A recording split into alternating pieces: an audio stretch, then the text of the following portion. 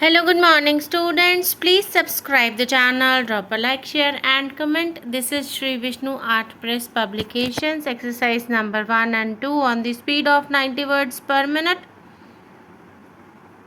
Start.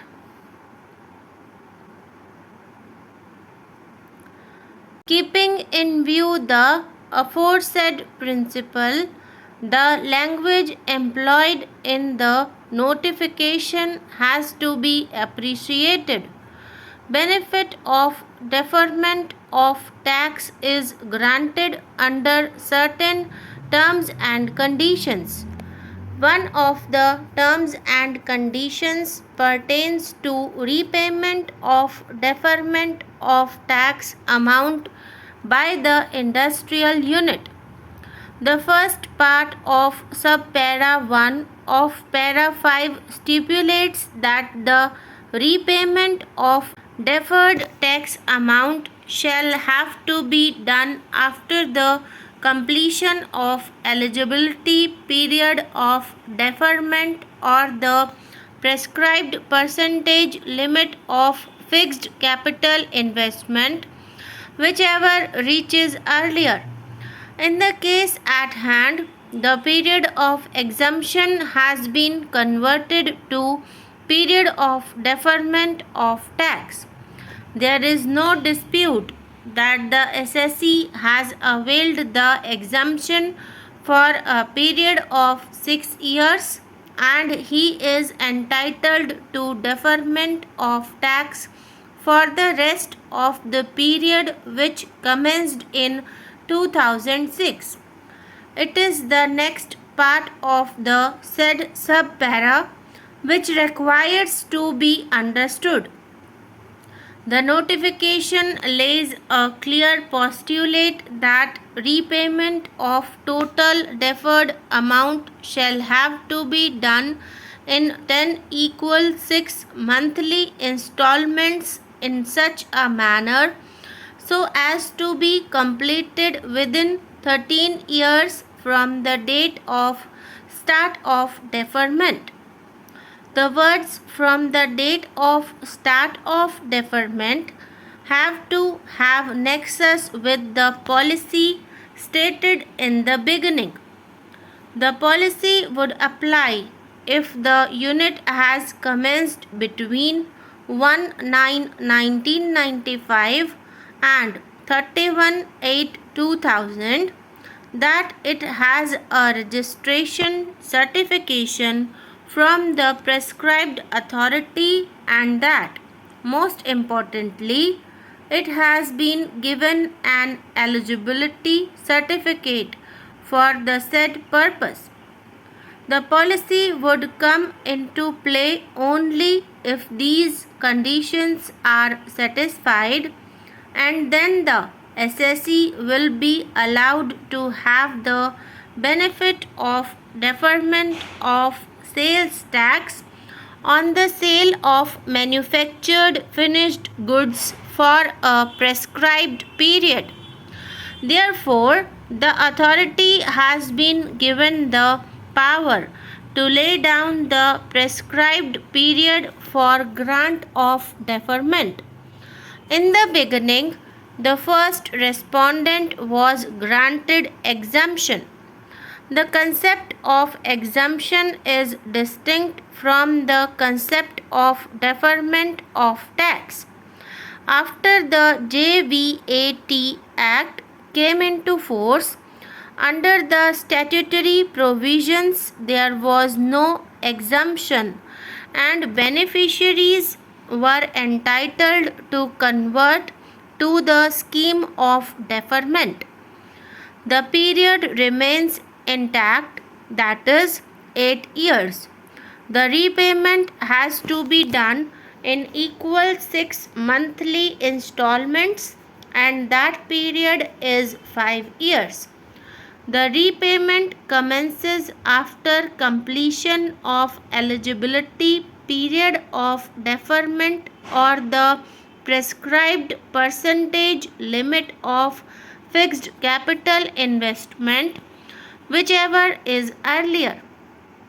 The prescribed authority can grant an eligibility certificate, but he has to keep in view the terms and conditions stipulated in the notification. The said authority cannot travel beyond the stipulation of the notification. The language employed in the notification conveys that the grant of certificate has to be such that after expiration of the eligibility period, the amount has to be paid back within a span of 5 years, but the gap cannot exceed 13 years from the date of start of deferment. The postulate enshrined therein has to be appositely appreciated. The High Court has further failed to appreciate some other important facts which create reasonable suspicion and shadow of doubt in the truthfulness of the prosecution story, namely, instead of confronting with the forest officers who were on patrolling duty in jeep, the accused appellants would have tried to conceal their presence either by hiding themselves or by running away. Further, the forest officers, including the driver of the jeep, were 10 in number, and on the other hand, accused appellants were 4. It is difficult to believe that the forest officers made no frantic efforts to nab the culprits when they allegedly assaulted them. The forest officers could have easily apprehended the culprits had they tried, as they outnumbered them. Further, it is clear from the record that all the forest officers were deployed on patrolling duty to keep a check on the then increasing forest offences.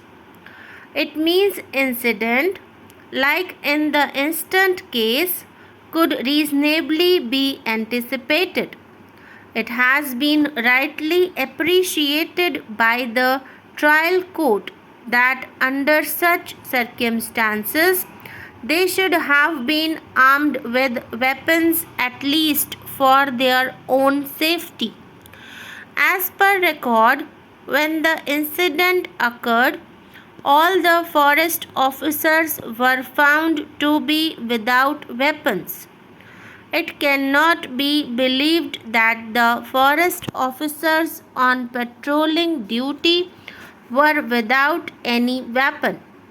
In this regard, the High Court has erred in observing that the Forest Department, being poorly equipped, failed to provide weapons to meet the situations, like in the instant case. The prosecution version is that after the assault, all the accused appellants ran away in their bullock cart, leaving behind the weapons. It has rightly been observed by the trial court that if the accused appellants had any intention to carry away the said weapons, they would have easily done so, as after the alleged assault, they had no hurdle whatsoever in that regard. Thus, the aforesaid story certainly casts a shadow of doubt on the truthfulness of the prosecution case and renders the same to be unreliable. The reasoning given by the High Court in its judgment and order in itself is contrary.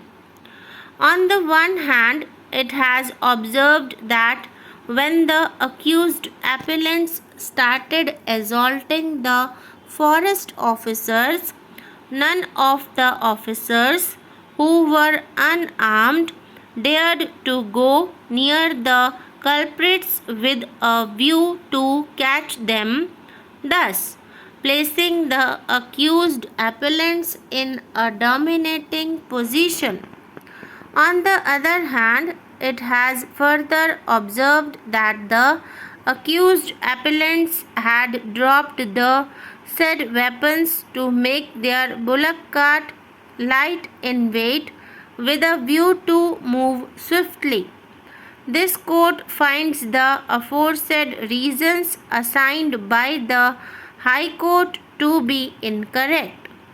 Once the accused appellants were in a dominating position, none of the forest officers could go near them for the purpose of nabbing them. Thus, there can be no justification for leaving behind the said weapons. They could have easily carried it away with them if they had the intention of doing so. The prosecution has failed to explain the reason behind the accused appellants not taking away the said weapons with them.